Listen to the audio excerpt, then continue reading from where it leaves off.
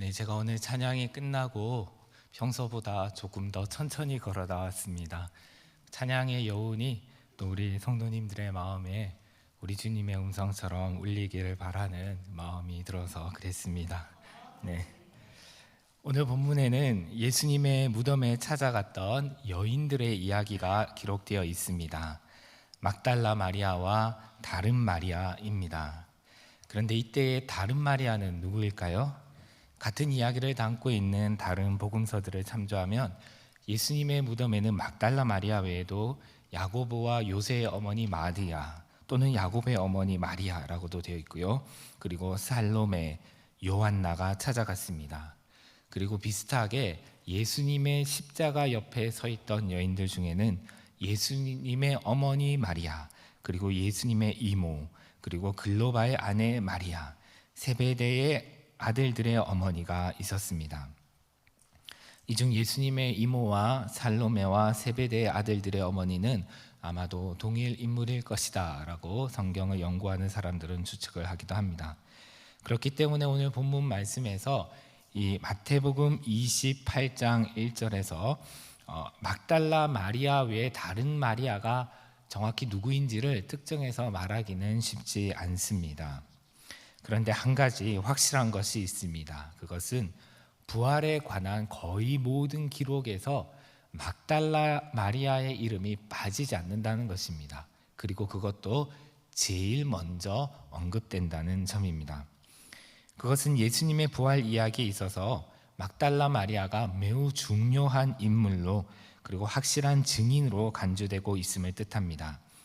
그래서 오늘 막달라 마리아를 중심으로 해서 예수님의 무덤으로 간 여인들에게서 배울 점 두 가지를 함께 생각해 보고자 합니다. 그중 첫 번째는 있는 그대로 배울 점이고, 두 번째는 타산지석으로 삼아서 배울 점 또는 반면교사를 삼은 점입니다. 먼저 막달라 마리아에게 있어서 있는 그대로 배울 점이 무엇인지를 말씀드리고자 합니다. 첫 번째, 마가복음 16장 9절에 의하면 막달라 마리아는 전에 7 귀신 들렸던 여인입니다. 한 사람에게 귀신 하나만 들어가도 그 사람의 몸과 마음이 얼마나 괴롭고 힘든지는 여러분 아마 가히 상상을 하시리라고 생각을 합니다.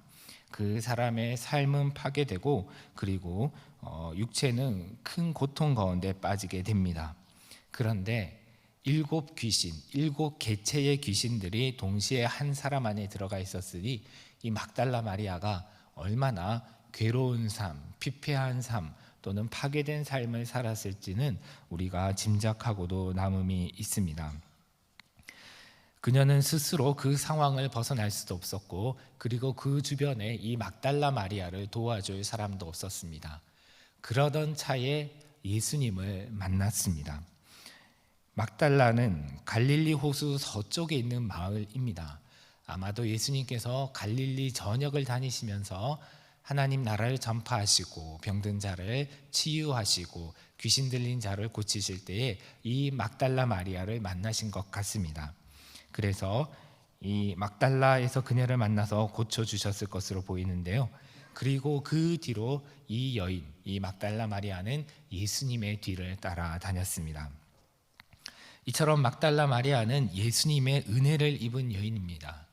여러분 누가복음 7장에 보면 바리새인 시몬의 집에서 예수님의 발에 향유를 붓고 눈물로 적시고 머리털로 그것을 닦은 여인의 이야기가 나오지요. 아마 기억을 하실 것이라고 생각하는데요. 예수님은 그녀가 많은 죄가 있었지만은 많은 죄를 사함 받았기 때문에 또한 예수님을 많이 사랑한다. 예수님을 많이 사랑하는 여인이다 라고 말씀을 하셨는데, 그녀가 바로 막달라 마리아일 것이다 라고 또한 성경학자들은 추측을 하고 있습니다. 그런데 이 누가복음 7장에 나오는 이 여인이 정말 막달라 마리아이든지 또는 그렇지 않든지 간에 상관없이 이 예수님을 많이 사랑한 여인이 막달라 마리아다라고 추측될 정도로 막달라 마리아는 정말 예수님을 사랑한 여인이었습니다.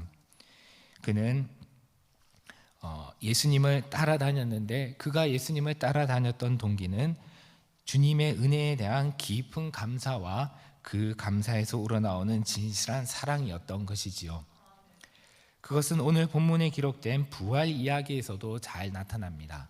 안식일이 지나고 안식 후 첫날 새벽이 되었을 때에 막달라 마리아는 예수님의 무덤으로 갔습니다.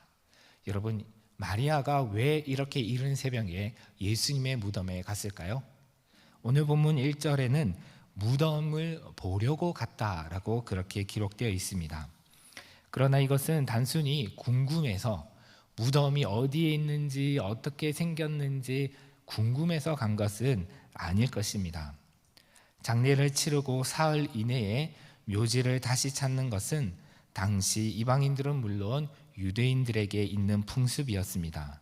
그것은 죽음을 재확인하기 위해서였다고 합니다.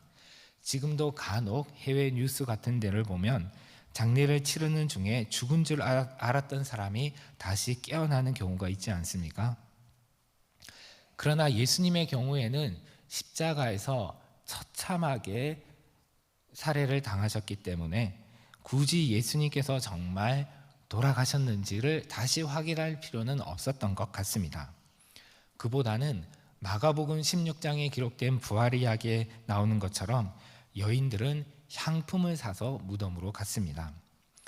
예수님의 시신에 향품을 발라주려는 것이었지요.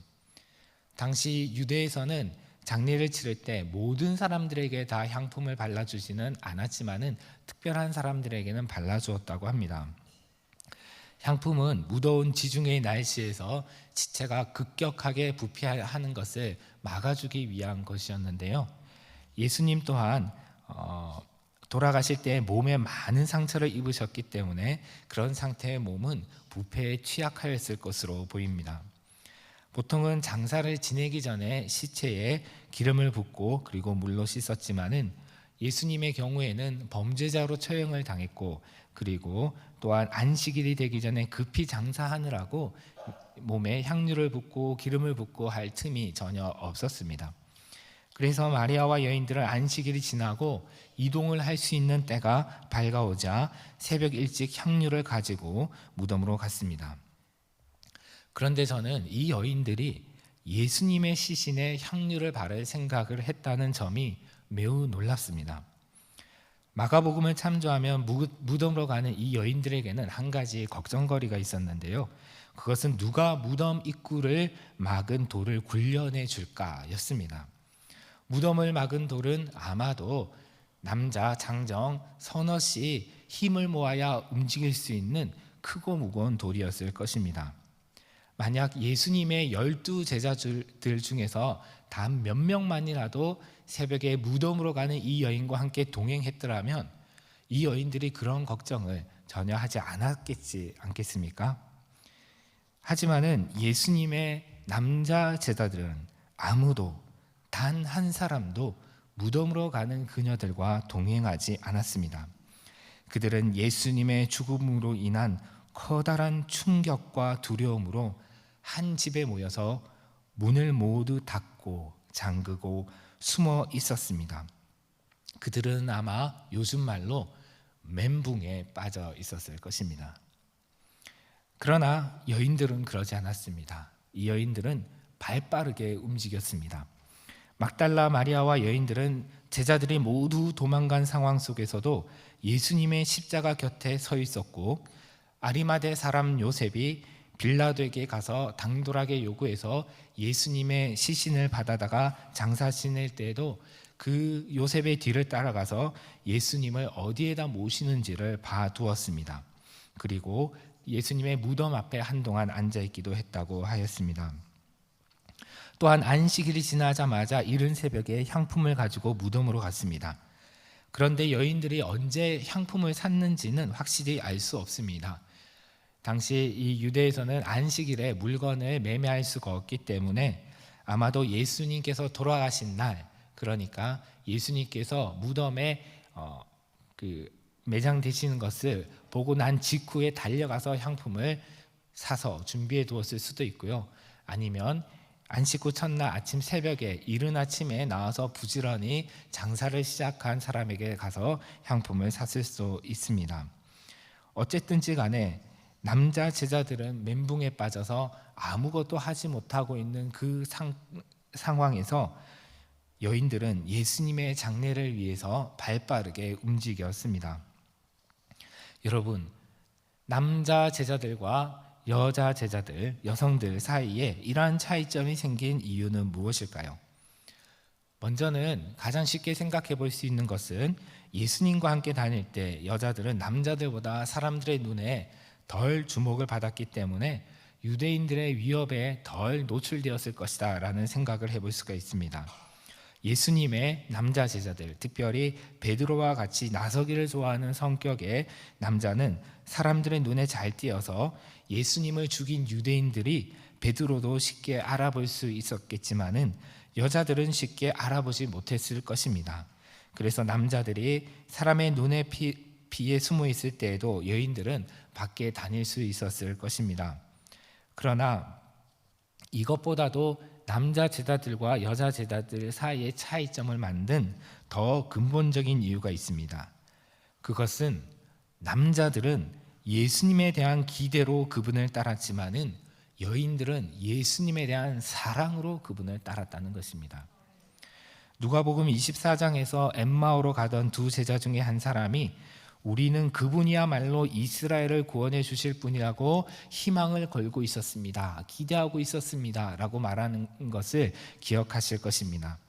이처럼 베드로를 비롯한 남자 제자들은 예수님과 함께 예루살렘에 올라가서 다윗의 나라, 다윗의 왕국을 회복하고 로마 제국의 압제로부터 독립하며 영원히 쇠하지 않는 메시아의 나라를 건설하고 싶어 했습니다. 심지어 야고보와 요한은 그 나라에서 예수님의 좌우편 자리를 자신들에게 달라고, 다시 말해서 권력과 명예를 달라고 허영에 가득 찬 마음으로 예수님께 요구하기도 하였습니다. 이렇게 남자들은 예수님께 자신의 꿈과 기대를 걸고서 따랐습니다. 그러했기 때문에 자신들의 기대와 달리 예수님께서 예루살렘에서 허망하게 죽임을 당하시자 그들은 정신적으로 붕괴되고 심리적으로 엄청난 충격에 빠져서 아무것도 하지 못하고 무기력과 두려움 속에 숨어 있었던 것입니다. 그들은 예수님이 부활하신 그 순간에도 그 집 속에 갇혀서 자신들의 실패를 묵상하고 있었을 것입니다. 그러나 여인들은 최소한 오늘 본문에 나오는 막달라 마리아는 달랐습니다. 앞서 말씀드렸던 것처럼 7 귀신에 사로잡혔던 그녀는 자신을 자유케 해주신 예수님을 진정한 감사와 사랑으로 인해서 따랐습니다. 그렇다고 해서 이 막달라 마리아에게 예수님에 대한 기대가 전혀 없었을 것이다 라는 것은 아닙니다.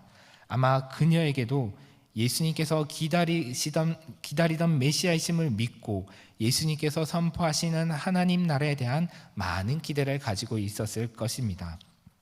그러나 그 기대가 그녀가 예수님을 따른 주된 이유는 아니었습니다.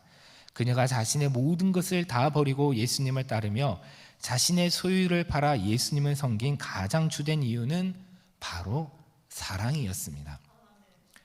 진정한 사랑은 사랑하는 대상이 죽음을 맞이한다고 하여서 멈추거나 사라지지 않습니다.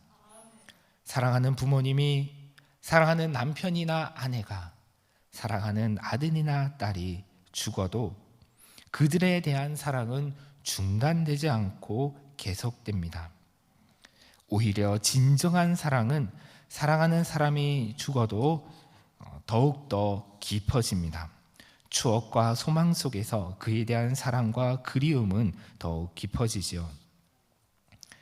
또한 이제 며칠 뒤인 4월 16일이 되면 진도 앞바다에서 세월호가 침몰하여 어린 학생들을 비롯하여 300여 명의 생명이 물속에서 사라진 지 10년이 됩니다. 모두가 기억하시듯이 배가 완전히 침몰하여서 배에서 나오지 못한 사람들이 더 이상 살아서 돌아올 가능성이 없는데도 불구하고 그 가족들은 사랑하는 아들과 딸의 시체라도 찾게 되기를 간절히 바라며 오랫동안 그 팽목항을 떠나지 못했습니다.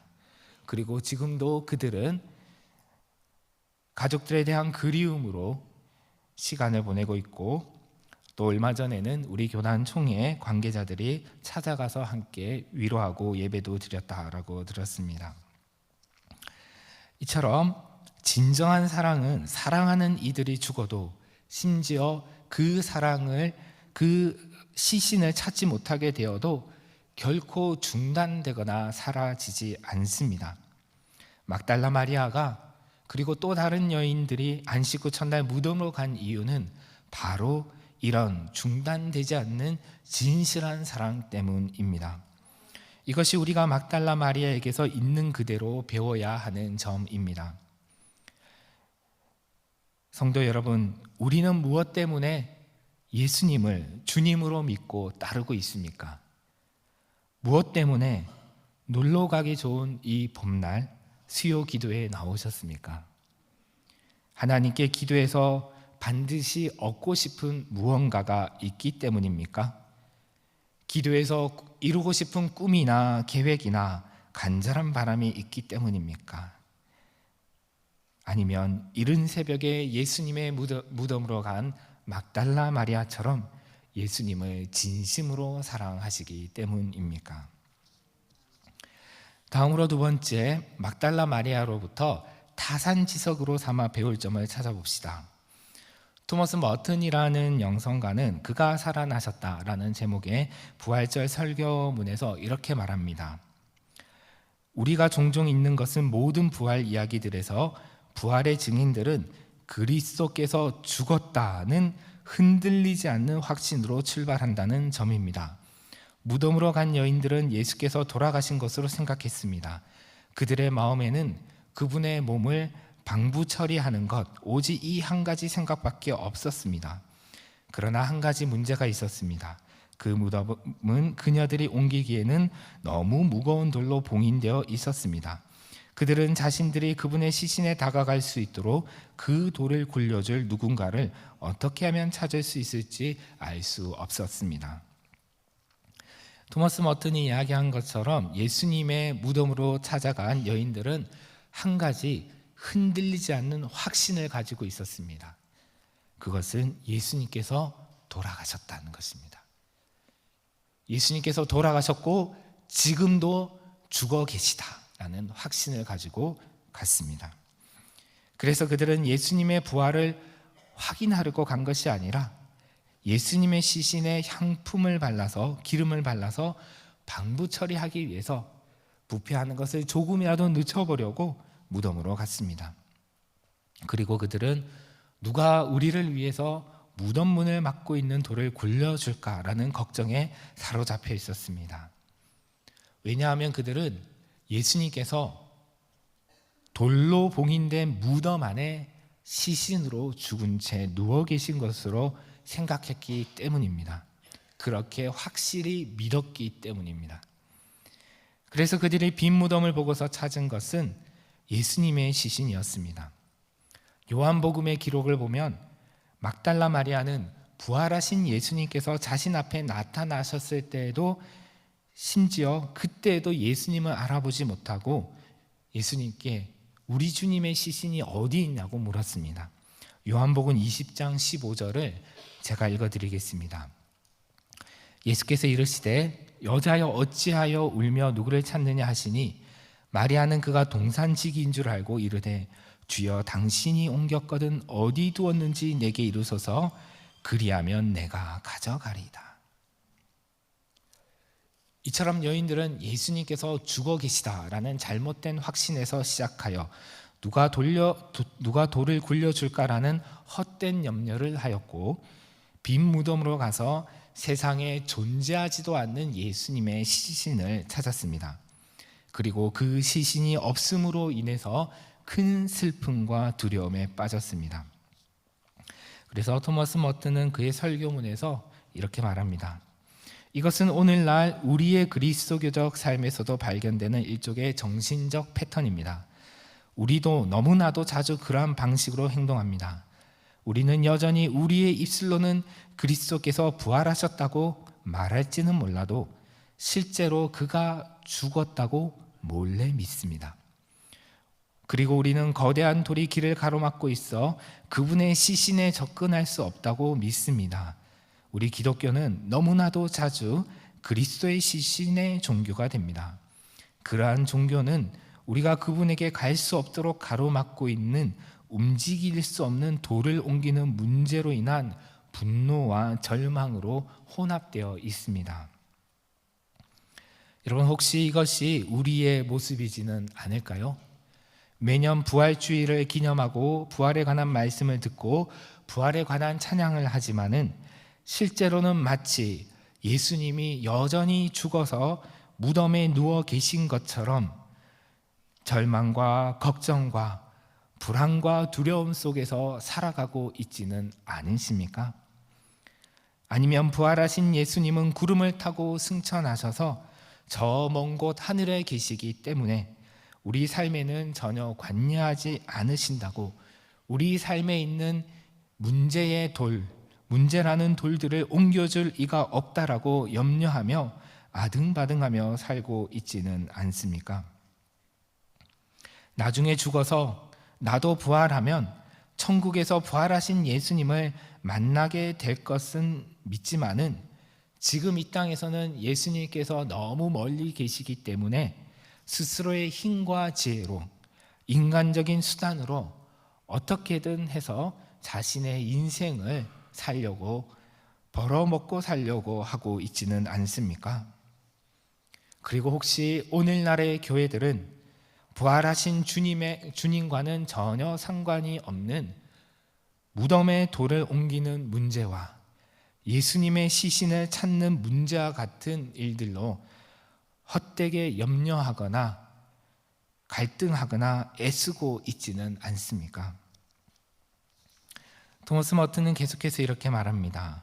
하지만 그러한 문제들은 말이 안 되는 것들입니다. 심지어 우리가 그 돌을 굴려낼 수 있다고 할지라도 우리는 그분의 몸을 차리려고 하지 않을 것입니다. 왜냐하면 그분은 죽은 것이 아니기 때문입니다. 그분은 움직이는 물체가 아니며 생명 없는 물건도 아닙니다. 소유물의 일부도 아니고 심히 종교적인 어떤 가보나 보물도 아닙니다. 진실은 이것입니다. 그는 거기에 계시지 않습니다. 그는 부활하셨습니다. 부활에 관한 복음서의 이야기들은 예수님께서 어떻게 부활하셨는지를 말해주지 않습니다. 예를 들면 예수님께서 그 무덤에서 어떻게 일어나셨는지, 천사가 내려와서 예수님을 흔들어 깨웠는지 살포시 깨웠는지, 예수님이 스스로 눈을 뜨고 서서히 일어나셨는지 벌떡 일어나셨는지 등에 대해서는 복음서는 전혀 말해주지 않고 있습니다. 그것은 사람들의 호기심을 충족시키는 것은 복음서가 기록된 목적이 아니기 때문입니다. 대신 복음서의 이야기들은 부활의 증인들이 목격한 것을 그대로 전하고 있습니다. 그것은 무덤이 비었고 예수님께서 살아나셨다라는 사실입니다. 그러므로 우리가 무덤을 막고 있는 돌을 옮기는 문제로 염려하거나 갈등할 필요는 없습니다. 또한 무덤에 가서 예수님의 시신을 찾을 필요는 더더욱 없습니다. 왜냐하면 오늘 본문 6절에서 천사가 말하듯이 그는 여기에 계시지 않고 다시 살아나셨기 때문입니다. 그리고 제자들에게 여기가 아니라 거기로, 곧 갈릴리로 가라고 말씀하고 있기 때문입니다. 이 명령은 7절과 10절에 두 번 반복됩니다. 먼저 7절, 오늘 본문 7절에 보면 천사가 이렇게 말합니다. 또 빨리 가서 그의 제자들에게 이르되 그가 죽은 자 가운데서 살아나셨고 너희보다 먼저 갈릴리로 가시나니 거기서 너희가 배우리라 하라. 보라, 내가 너희에게 일렀느니라 하거늘. 또한 10절에서는 예수님께서 직접 이 명령을 반복하십니다. 10절 함께 읽어보겠습니다. 이에 예수께서 이르시되 무서워하지 말라. 가서 내 형제들에게 갈릴리로 가라 하라. 거기서 나를 보리라 하시니라. 여기 곧 무덤에서 누가 이 돌을 굴려줄까 염려할 것이 아니라, 예수님의 시신을 찾아 헤매며 시신이 없다고 절망할 것이 아니라 거기 곧 갈릴리로 가야 합니다. 그렇다면 왜 갈릴리일까요? 사실 예수님께서 부활하신 이후에 갈릴리로 가시겠다고 말씀하신 것은 이번이 처음은 아닙니다. 예수님께서 잡히시던 날 밤 제자들과 마지막 만찬을 나누던 자리에서 예수님은 제자들이 당신을 버리고 모두 도망할 것을 예언하시면서 이렇게 말씀하셨습니다. 마태복음 26장 31절과 32절을 제가 읽어보겠습니다. 그때 예수께서 제자들에게 이르시되 오늘 밤에 너희가 다 나를 버리리라. 기록된 바 내가 목자를 치리니 양의 떼가 흩어지리라 하였느니라. 그러나 내가 살아난 후에 너희보다 먼저 갈릴리로 가리라. 이렇게 예수님은 제자들에게 너희가 나를 버리고 도망가겠지만 내가 살아난 후에 먼저 갈릴리로 가겠다 말씀하신 바가 있습니다. 그리고 부활하신 후에는 여인들을 통해서 제자들에게 그들이 예수님을 버린 이름에도 불구하고 그들을 내 형제라고 부르면서 그들에게 갈릴리로 가라고 명령하십니다. 예수님을 버리고 흩어졌던 제자들을 다시 갈릴리로 모으십니다. 왜냐하면 갈릴리는 예수님과 제자들이 처음 만난 장소이기 때문입니다. 예수님께서 그들을 만나서 사람 낚는 업으로 제자로 부르신 곳이 갈릴리이기 때문입니다. 그곳에서 예수님은 제자들을 만나서 실패한 그들을 다시 회복시키고자 하신 것이지요. 제자들의 실패는 예수님을 모시고 다윗의 나라를 회복하려는 프로젝트의 실패가 아니라 사랑의 실패입니다.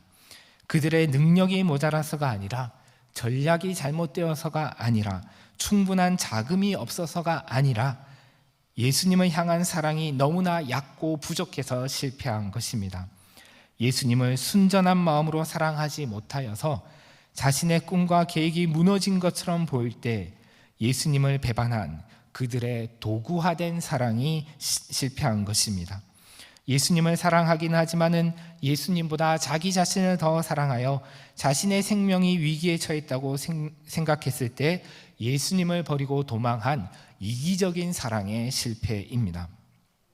우리가 잘 알듯이 요한복음 21장에서 예수님은 갈릴리 바닷가에서 제자들을 만나 베드로에게 요한의 아들 시몬아 내가 나를 사랑하느냐라고 3번 질문하시며 베드로가 내가 주를 사랑하는 줄을 주께서 아시나이다 라고 3번 대답함으로써 그가 예수님을 3번 부인하였던 것을 회복할 수 있는 기회를 주셨습니다. 그리고 그에게 내 양을 치라 라고 말씀하시며 그의 사명을 회복시키셨지요. 비슷하게도 마태복음에서도 마태복음 28장 16절 이하의 말씀을 보면 예수님께서 갈릴리의 산에서 만나 그들에게 새로운 사명을 주셨습니다. 마태복음 28장 16에서 20절 말씀을 우리가 함께 읽도록 하겠습니다.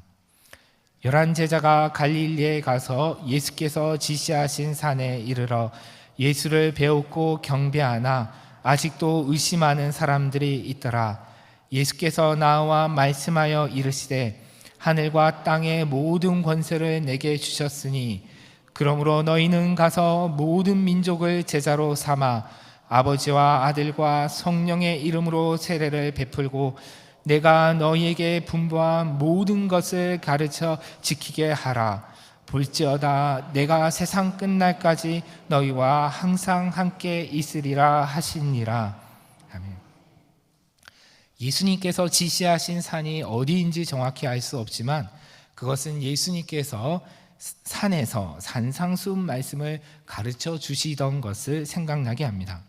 그렇게 산에서 팔복을 비롯하여 하나님 나라를 가르쳐 주셨던 예수님은 이제 부활하신 후에 산에서 제자들에게 삶의 새로운 방향을 제시하여 주십니다. 그것은 모든 민족을 제자로 삼아 세례를 주고 예수님의 말씀을 가르쳐 지키게 하는 것입니다. 이것이 진정 부활을 믿는 자의 삶의 방향입니다. 이 목사님께서 지난 주일에 말씀하셨던 것처럼 부활의 증인으로 살아가는 것이죠. 부활을 믿는 자는 여기 곧 무덤으로 가서 예수님의 시신을 찾아 헤매는 것이 아니라 거기 곧 예수님께서 갈릴리에서 명령하신 것처럼 예수님의 제자로 부활의 증인으로 살아야 합니다. 마태복음은 내가 세상 끝날까지 너희와 항상 함께 있으리라 라는 부활하신 예수님의 약속으로 끝이 납니다. 부활하신 예수님은 이제 내가 하늘에 올라가니 잘 있으렴, 나중에 천국에서 보자라고 말씀하지 않으셨습니다. 내가 천국에서 기다리다가 너희가 죽어서 천국에 오면 그때 다시 만나자라고 말씀하지 않으셨습니다. 그것이 아니라 내가 세상 끝날까지 너희와 항상 함께 있겠다라고 말씀하셨습니다. 그 약속대로 부활하신 주님은 우리와 항상 함께 계십니다. 우리가 예배를 드릴 때, 말씀을 읽을 때, 말씀을 들을 때, 기도를 할 때 우리를 만나 주십니다. 나아가서 우리가 주님을 위해 봉사를 할 때, 또한 성령님을 통해서 우리 안에 사시고 우리가 만나는 형제 자매들을 통해서 또한 우리를 만나 주십니다. 그렇게 부활하신 주님을 만나는 곳이 바로 새로운 하나님 나라입니다. 이런 점에서 예수님께서 제자들에게 가라라고 말씀하신 거기는 부활하신 주님과 함께하는 새로운 시대, 곧 새로운 하나님의 나라입니다.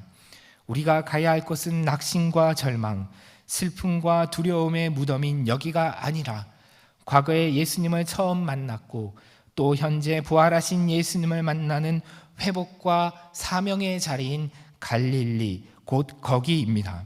자신에게 돌아올 손익을 계산하며 예수님을 따르던 이기적인 신앙인 여기에서 자신의 모든 것을 들여 예수님을 따르는 거기로 나아가야 합니다. 예수님보다 자신의 계획과 욕망을 더 사랑하는 초보적인 사랑, 얕은 사랑인 여기에서 나의 계획과 욕망보다 예수님을 더 사랑하는 깊은 사랑인 거기로 나아가야 합니다. 율법주의적이고 형식주의적인 죽은 신앙인 여기에서 벗어나 부활하신 주님의 생명이 역동하며 모든 낡은 것들을 새롭게 하시는 거기로 나아가야 합니다. 우리는 여기에 머무를 것이 아니라 거기로 나아가야 합니다. 거기에서 주님은 우리를 만나시고 세상 끝날까지 우리와 함께 하실 것입니다. 이것이 부활하신 주님의 명령이자 약속입니다. 아멘. 기도하겠습니다.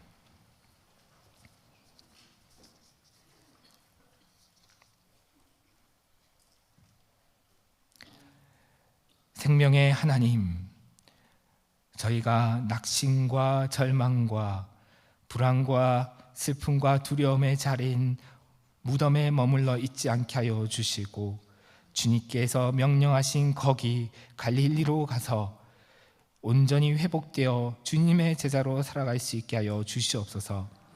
이를 위하여서 주님께서 지진으로 무덤의 문을 굴려주시고 그리고 닫혀있던 여인들과 제자들의 그 생각을 깨시며 변화시키셨던 것처럼 주님, 틀에 갇힌 저희들의 사고를 지진과 같은 하나님의 은혜로 깨어 부수시고 지진과 같은 성령님의 역사로 저희들의 마음에 닫혀있는 무덤의 돌을 굴려주시옵소서. 그리하여 저희가 여기에 머무는 것이 아니라 거기로 가라는 주의 명령을 따라 주님을 따라 온전히 갈 수 있게 하옵소서.